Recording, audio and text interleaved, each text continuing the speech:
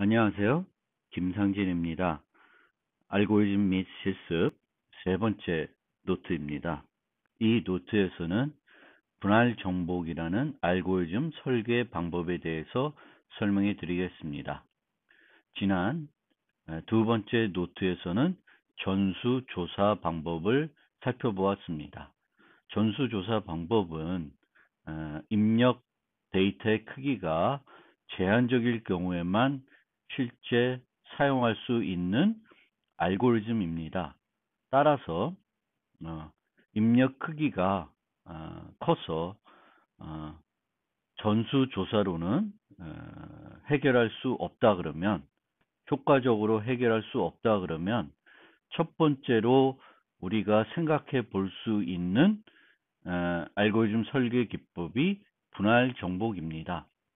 그런데 뒤에 소개해 드리겠지만 분할 정복은 다차 시간 알고리즘을 개선하는 데 사용이 됩니다. 따라서 전수조사 방법으로 알고리즘을 구성했는데 그것의 시간 복잡도가 지수 시간이면 분할 정복으로는 보통 효과적으로 해결하기 어려울 것입니다. 자, 분할 정복은 문제의 사례를 2개 이상의 더 작은 사례로 나누어 각 작은 사례에 대한 해답을 얻고 이들을 결합해서 원 문제에 대한 해답을 얻는 방식입니다. 즉, 데이터가 있으면 이 데이터를 보통은 우리가 일반적인 전형적인 분할 정복은 반으로 나누어서 여기에 대해서 문제를 해결하고 여기에 대해서 해결한 다음에 이 해결책들을 이용해서 최종 해결책을 찾는 그런 방법이 되겠습니다. 그런데 우리가 이미 대표적인 분할 정복 방법으로 합병 정렬이라는 것을 살펴보았습니다. 그러면 이 합병 정렬이 어떻게 문제를 해결하는지 다시 한번 생각을 해봅시다. 합병 정렬은 전체 그 배열을 반으로 나누어서 이쪽 반을 정렬하고 오른쪽 반도 정렬한 다음에 정렬된 2개의 부분들을 결합해서 최종 정렬된 데이터를 얻어냅니다. 그런데 이 부분을 정렬하는 것과 이 부분을 정렬하는 것은 재기적으로 해결합니다. 재기적으로 해결하는 과정에서 비재기적인 부분에서는 반으로 쪼개진 2개의 구간을 결합해서 정렬하는 부분이 있는데, 이 결합하는 부분을 선형 시간에 할 수 있습니다. 따라서 만약에 우리는 이 알고리즘의 시간 복잡도를 1장에서 살펴봤는데 이 알고리즘은 n 로그 n입니다. 즉 n제곱에 할 수 있는 것을 n 로그 n으로 개선하고 있습니다. 다차 시간에 할 수 있는 어떤 문제를 그것보다 원래 필요하다는 시간보다는 줄이는 거예요. 근데 이 줄이기 위해서는 요 비재기 과정에서 하는 일이 효율적이어야 돼요. 만약 이때 n제곱 비용이 소요되면 전체 비용은 안 줄어듭니다. 그래서 나머지 요 부분을 효과적으로 할 수 있어야지만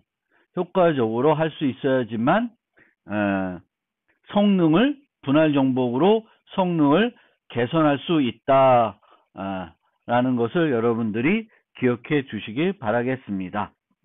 분할 정복을 우리가 익히기 위해서 3가지 문제를 설명드립니다. 이 3가지 문제 말고 중간에 한두 개가 더 들어있기는 있습니다. 자,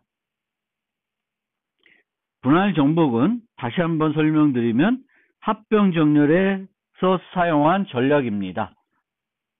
기본 알고리즘은 어떻게 구성되냐면은 문제를 같은 유형의 작은 문제로 나눕니다. 이건 매우 중요합니다.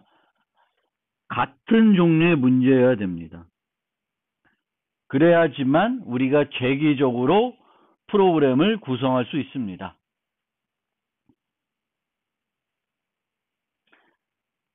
작은 문제를 재기적으로 해결하고 해결 결과를 결합해서 원 문제에 대한 해결책을 제시하는데 요 단계 3이 효율적이어야 됩니다. 효율적이지 않으면 전체 비용은 개선이 안 되는 거예요. 나누지 않고 접근했을 때와 비교해서 성능이 개선이 안 된다는 거죠. 따라서 이 나눴을 때 요 결합하는 과정을 효과적으로 할 수 있는지를 생각하셔야 됩니다. 나누는 거는 뭐 직관적으로 나눌 수가 있는데 문제가 주어졌을 때 어떻게 하면 그거를 분할 정복을 할 수 있는지 생각할 수 있는데 여기서의 아마 핵심적인 아이디어, 분할 정복이라는 설계 기법을 통해서 문제를 해결해야 될 때 가장 많이 고민해야 되는 부분이 단계 3입니다. 그리고 문제를 나누는 과정은 해답을 쉽게 얻을 수 있는 수준까지 반복적으로 적용할 수 있습니다. 어느 일정한 수준이 되면 똑같은 그 절차를 거쳐서 요 단계 3에 주어진 방법으로 해결하지 않고 다른 방법으로 해결을 해도 됩니다. 뭐 예를 들면 두 개가 있으면 뭐 그게 차이는 없겠지만 이 경우에는 이제 쪼개져서 두 개가 존재하면 하나까지 가면은 정렬할 필요가 없으니까 합병을 안 해도 되는 거죠. 그렇죠? 이런 어떤 어디 순서까지 작은 문제를 나누는데 어디까지 갈 것인지 항상 재기적으로 해결한다 그러면 그 종료 조건이 중요하죠. 왜냐하면 종료 조건에 따라서 재기 호출이 몇 번 이루어지는지 결정하기 때문에 이 종료 조건에 대해서 우리가 어디까지 갈 것인지 살펴봐야 되겠고 어느 순간이 되면 우리가 이 크기들을 다른 방법으로 해결할 수도 있습니다. 예를 들면 두 개가 있으면은 이 두 개를 비교해서 3, 1이다. 그러면은 얘가 얘보다 크니까 수업을 한다든지 그런 방법으로 그러니까 용량이 2일 때는 각각이 1의 크기일 때는 수업 함수로 비교와 수업 함수로 한다. 우리가 사용하는 이 머지를 상황하지 않고 물론 머지를 해도 똑같습니다. 얘와 비교해서 얘를 냈고 얘를 하겠는데 수업을 통해서 할 수도 있죠. 뭐 그거는 여러분들이 설계하기 나름입니다. 그 부분에 대해서는 작은 문제는 아까도 말씀드렸듯이 반드시 같은 유형이지만 규모가 작은 문제여야 되겠고요. 이 문제도 실제 뒤에 설명하겠지만 많이 줄여둬야 돼요. n을 n-1, n-2로 쪼갠다. 그런 거는 분할 정복을 해서는 효과적이지 않습니다. 이 합병 정렬처럼 2분의 n, 2분의 n 크기로 쪼개는 거죠. 이렇게 해야지 금방 종료 조건에 가겠죠. 그렇죠? 그래서 쪼개는 것도 큰 어떤 상수적인 크기로 쪼개져서 빨리 가장 작은 문제까지 내가 다루려고 하는 가장 작은 문제까지 갈 수 있어야 효율적이 될 수 있습니다. 분할 정복은 하향식 접근 방법입니다. n을 2분의 n으로 쪼개고 또 쪼개고 이런 식으로 내려가면서 해결하는 방법이 되겠는데 나중에 상향식 접근 방법도 있습니다. 조그만 문제들을 해결해서 큰 문제로 가는 그것을 우리는 동적 프로그래밍이라고 합니다. 그래서 나중에 이제 살펴볼 설계 기법이 있습니다. 그래서 참고적으로 분할 정복은 탑 다운 방식이고 동적 프로그램이라는 거 이제 배울 텐데 얘는 버텀 업 방식이다.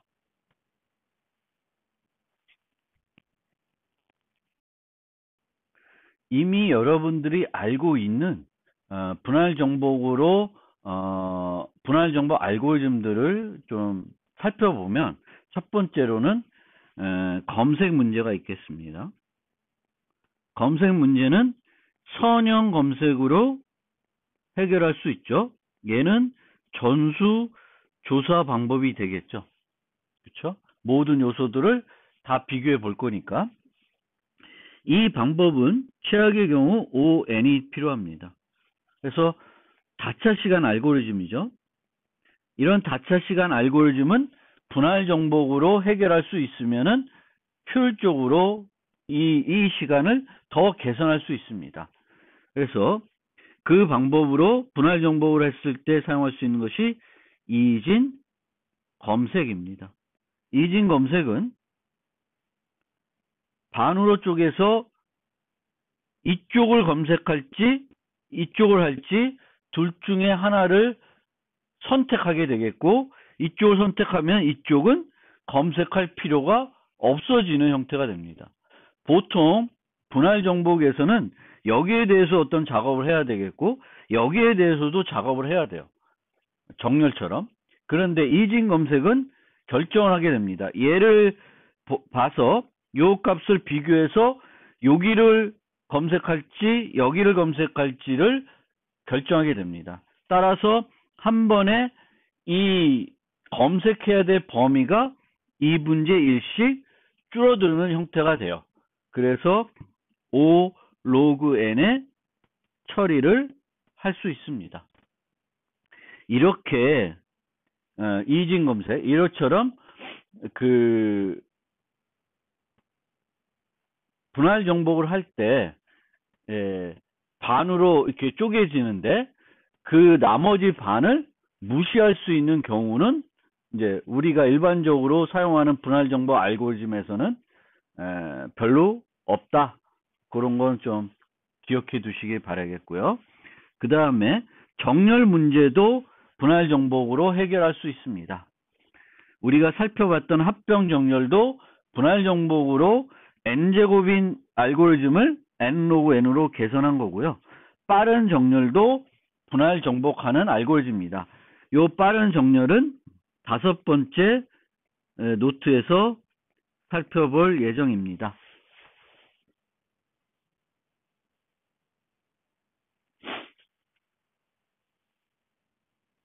자, 그러면 첫 번째 문제를 살펴보겠습니다. 이 문제는 저지에 여러분들이 과제로 하게끔 되어 있습니다. 알고리즘 자체는 제가 충분히 설명드릴 거니까 실제 구현하는 것은 크게 큰 어려움은 없을 것 같습니다. 이 문제는 n개의 수로 구성된 배열이 주어집니다. 그리고 출력은 역상의 개수를 구해야 됩니다. 역상이라는 건 뭐냐면은 세기는 작았을 때 그 세기에 있는 값이 더 큰 거예요. 예를 들면 3, 2. 3은 2보다 큰데 앞에 나와 있습니다. 그러면 요거는 역상이 됩니다. 5와 2, 5와 4도 역상에 해당되겠습니다. 그래서 이 배열에서는 총 역상의 개수가 3개 존재합니다. 그러면 브루포스 알고리즘 전수조사 방법으로 이 문제를 한번 해결해 보면 얘와 나머지 애들을 다 비교해 보면 되겠죠.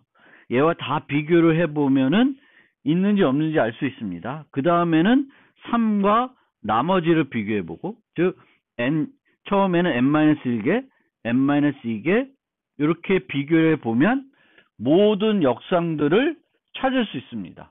모든 쌍들을 조사하는 거기 때문에 다 찾을 수가 있고, 이 알고리즘은 이렇게 비교가 필요하기 때문에 총 n제곱, 대략적으로 n제곱에 그러니까 n의 n-1, 2가 되겠죠. 전체적으로 필요한 비용은. 그럼 이제 n제곱에 해당되는 거니까 n제곱이면 되겠습니다. 그래서 역상은 n제곱으로 우리가 역상이 몇 개 있는지 찾을 수 있는데, 분할 정복을 이용해서 이 문제를 한번 해결해 보겠습니다. 자, 역상의 개수, 분할 정복하기 전에 먼저 좀 생각해 볼 것이, 정렬되어 있으면 역상의 개수는 몇 개일까? 1, 2, 3, 4.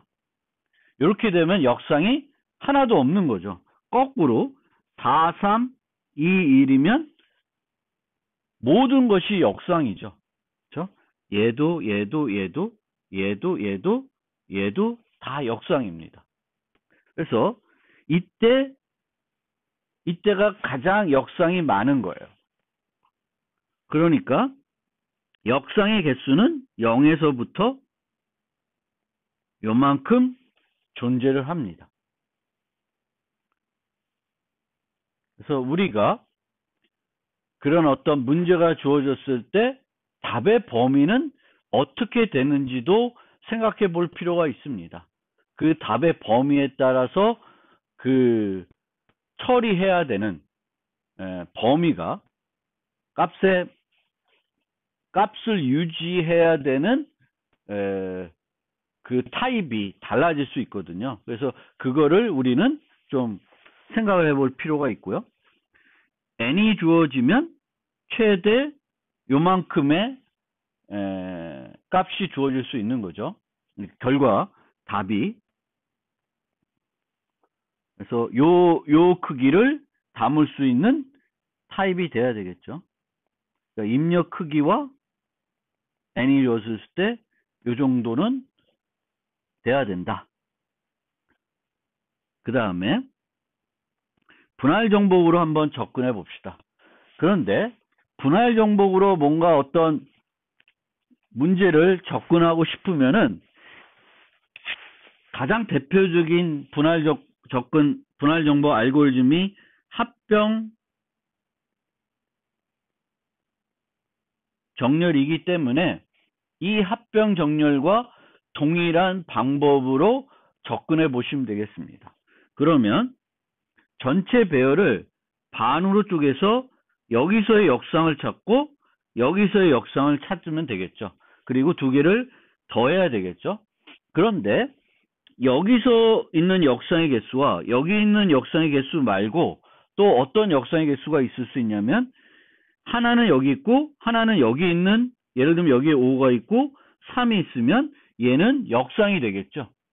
그래서 여기에 있는 것 찾고 여기 있는 것 찾고 얘를 기준으로 한쪽에는 여기 있고 다른 쪽에는 여기에 있는 역상을 찾으면 돼요. 그러니까 총 3개를 찾으면 돼요.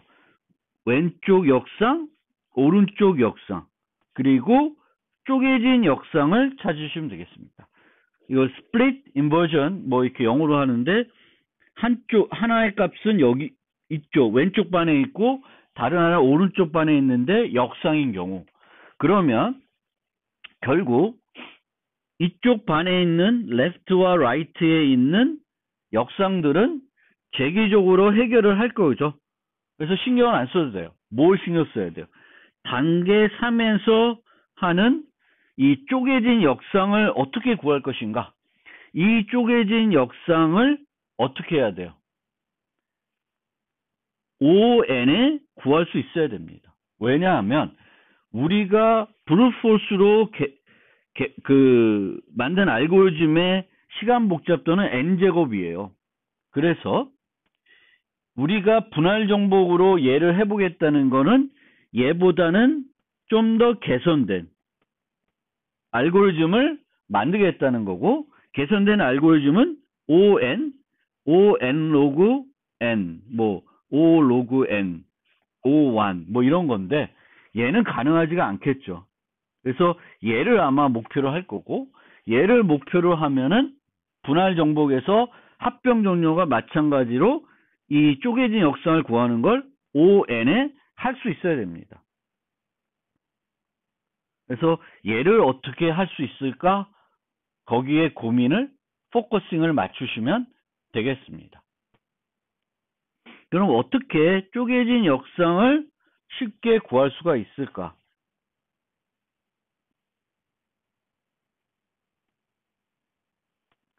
이걸 그대로 여기 보면 142가 있고 365가 있습니다. 이렇게 반으로 쪼개져 있어요. 그러면 여기서의 역상을 찾으려면 1과 3, 1과 6, 1과 5를 비교해야 되겠고 4와 3, 4와 6, 4와 5를 비교해야 돼요. 2와 3, 2와 6, 2와 5 비교해야 됩니다. 이 실제 그러니까 쪼개진 역상을 전수조사로 비교하면 이 비용은 n제곱에 해당이 된다는 거예요. 그러니까 그렇게 하면은 안 되는 겁니다.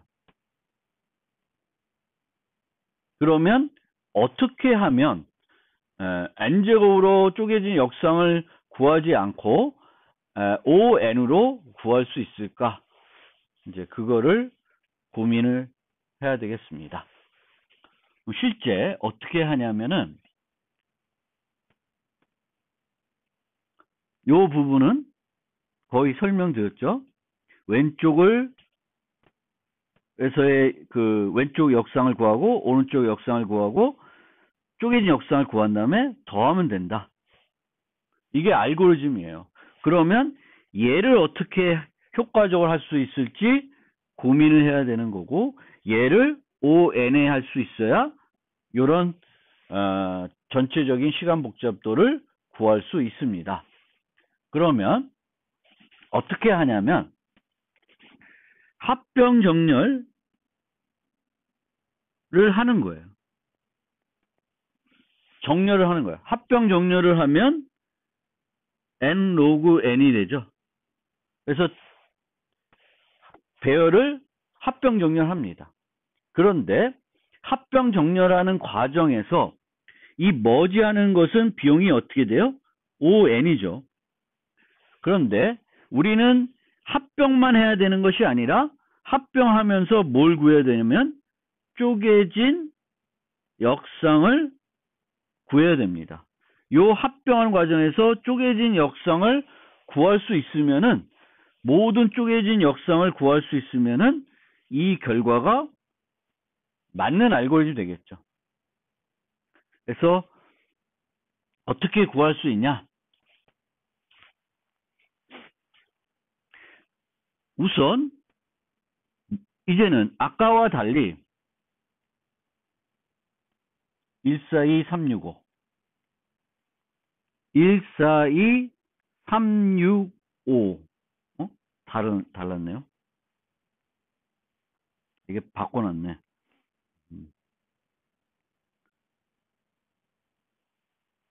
이건 아닌데 어쨌든 이쪽과 이 예제는 요 예제하고는 좀 다르죠. 만약에 이 예제였다 그러면 1, 2, 4, 3, 5, 6으로 바뀌었겠죠.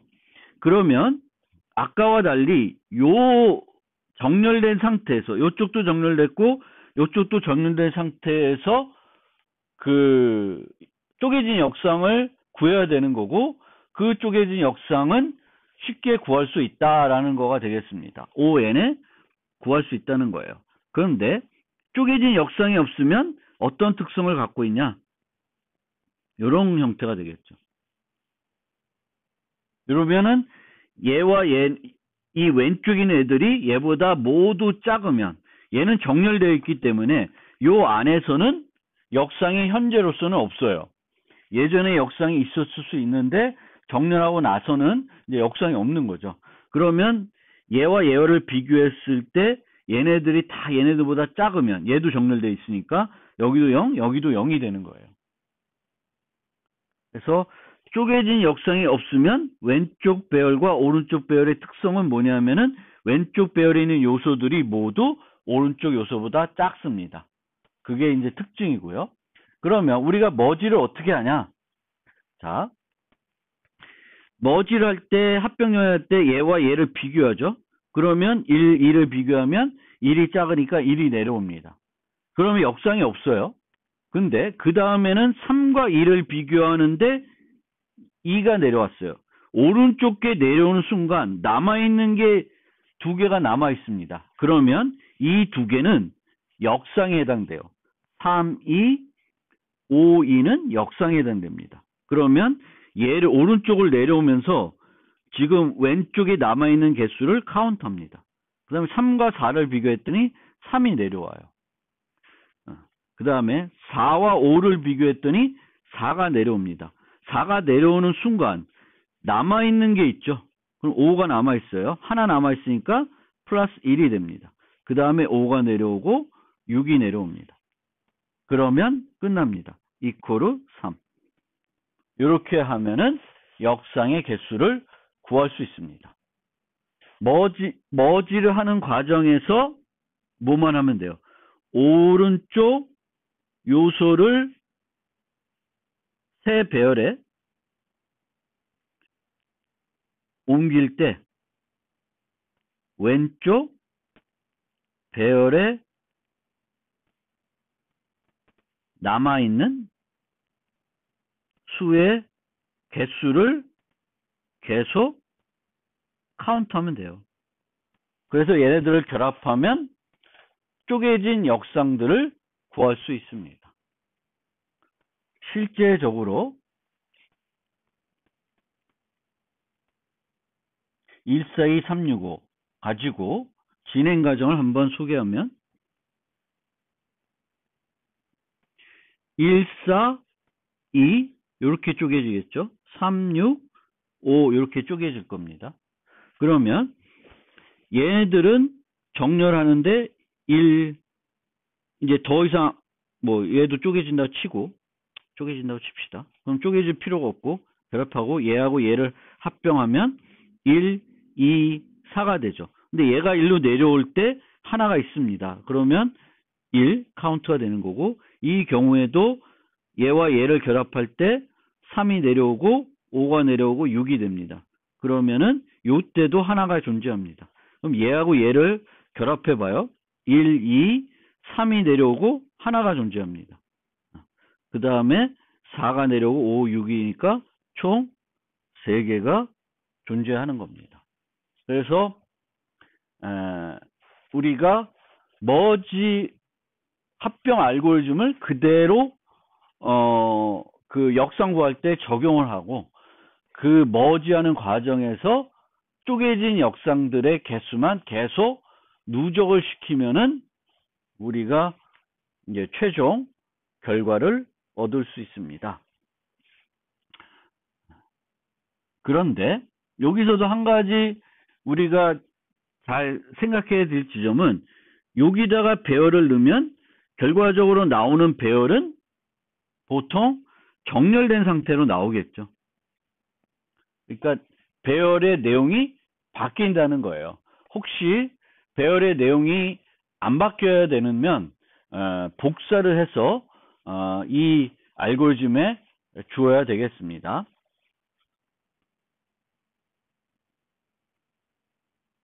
자, 이 역상 개수를 구하는 것은 무슨 쓸모가 있을까 할 수 있는데 Collaborative Filtering에서 사용할 수도 있습니다.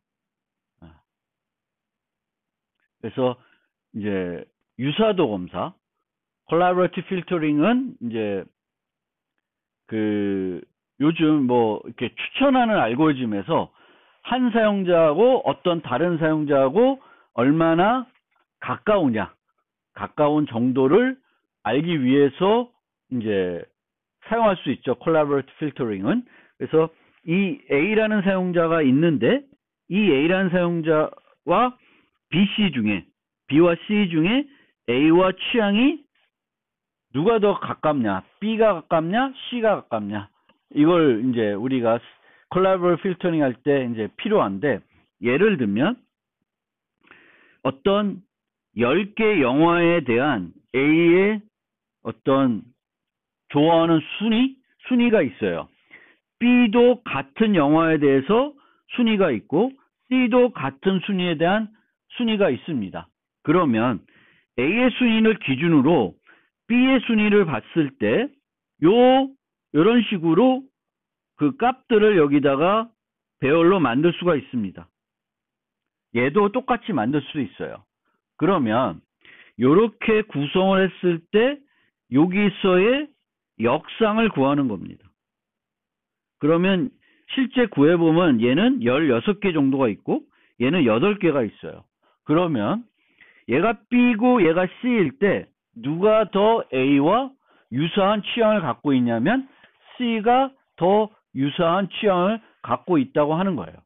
왜냐하면 이 순위가 얘 순위하고 얘와 비교했을 때는 더 가까운 거예요.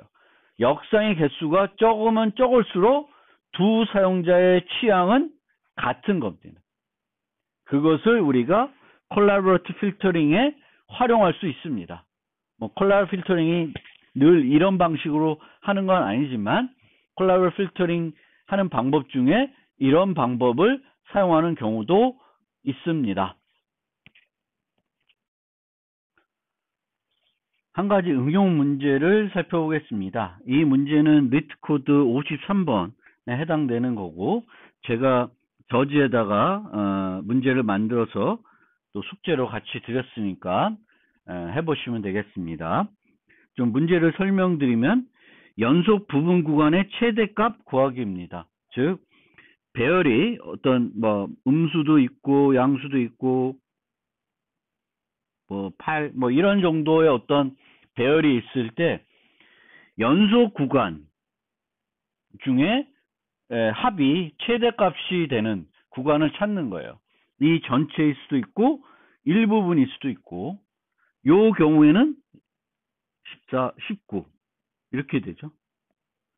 그래서 각각의 구간들 중에 연속적인 구간이에요. 그러니까 만약에 연속적인 구간이 아니다 그러면은 양수들만 다 더하면 되겠죠. 근데 연속 구간이에요. 연속 구간의 최대값을 구하는 것입니다. 그러면 얘도 전수조사 방법으로는 이런 식으로 알고리즘을 이용해서 해결할 수 있습니다. 그러니까 얘를 시작으로 하는 구간들, 이것들을 다 구해서 이 중에 가장 큰 값을 구하고 그 다음에 마이너스 3부터 시작해서 모든 구간을 다 구해보는 거예요. 그래서 이런 구간들은 계속 다 구해가지고 가장 큰 최대값인 구간을 찾으면 되겠죠. 근데 이 방법을 쓰면 아까 그 역상 구하기와 마찬가지로 n제곱 비용이 소요됩니다. 그런데 상당히 이런 문제도 방금 살펴봤던 역상 문제하고 유사해요. 왜냐하면은 어떤 답이 반으로 쪼개졌을 때 여기에 있을 수도 있고 여기에 있을 수도 있고 이렇게 있을 수도 있습니다. 그러면 반으로 쪼개서 이쪽을 찾고 이쪽을 찾을 수 있겠죠. 그거는 재기적으로 찾으면 돼요. 그러면 이런 n제곱 알고리즘을 n로그 n으로 바꾸려고 그러면은 요 기준으로 이게 이제 스플릿 요 중간을 걸쳐 있는 어떤 걸쳐 있는 구간의 최대값을 구해야 되겠죠. 여기 구하고 이 중에 가장 큰 것이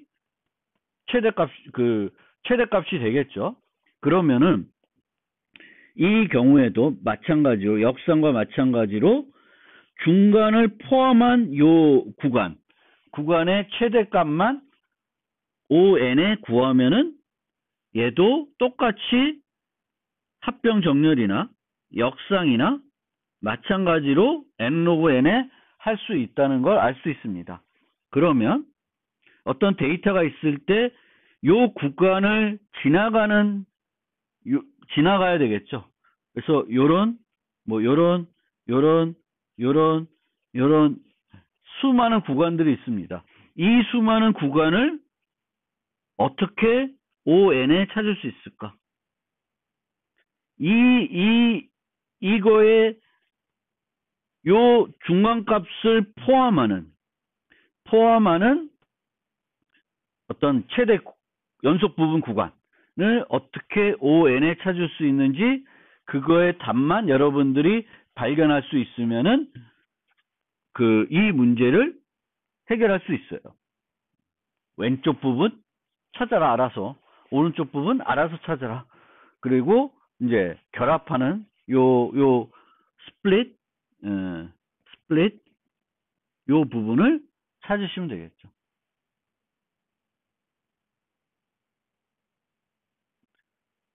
그래서 요 문제도 한번 여러분들이 스스로 해결해 보시길 바라겠고요.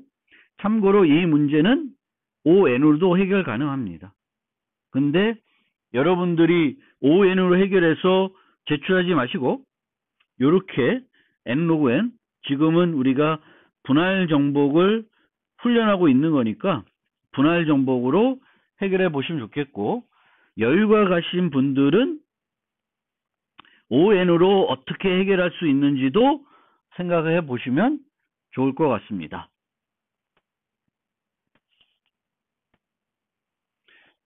하나 또 예를 살펴보겠습니다. 1부터 n까지 합을 분할 정복으로 할 수 있을까요? 라는 생각을 한번 해봅시다. 그러면 1부터 n까지 합은 실제적으로는 이렇게 구하면 돼요. 그리고 그냥 기계적으로 전수 방법으로 계산하면 ON이 되겠죠. 그럼 분할 정복을 하게 되면은 로그 n에 할 수 있을까? 이건 생각을 해볼 수는 있는 거죠. 얘보다는 빠르게 하긴 힘들겠죠. 얘는 5완이니까. 그러면 이 값은 어떻게 나누냐면, 또 반을 쪼갠다고 생각하면 요 반과 요 반이 있습니다. 그런데 이쪽 반은 어떻게 되냐면 요런 형태가 돼요. 2분의 1 더하기 1, 2분의 1 더하기 2 쭉쭉쭉쭉 진행이 되는 겁니다. 그러면은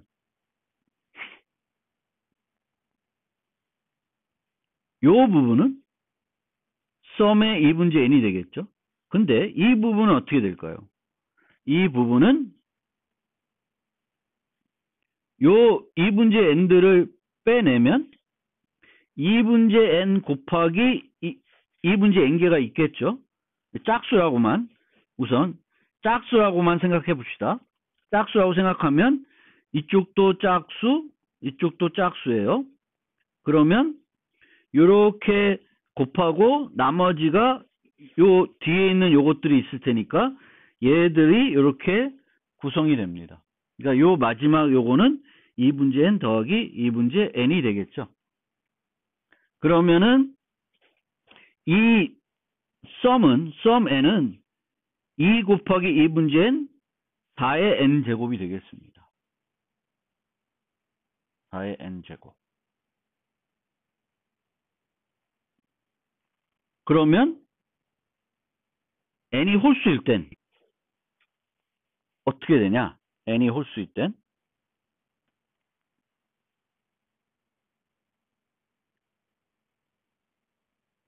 n이 플러스 n이 sum n이죠. 그러면 여기까지는 뭐예요? 짝수예요. 그렇기 때문에 요때 sum n은 요 식에다가 더하기 n을 해주면 돼요. 그래서 이런 방법으로 우리가 1부터 n까지의 합도 분할 정복으로 해결할 수 있습니다. 그러면 실제 이거의 시간 복잡도는 어떻게 되냐? 원래 합은 ON이 되겠죠? 분할 정복의 합은 어떻게 될까요?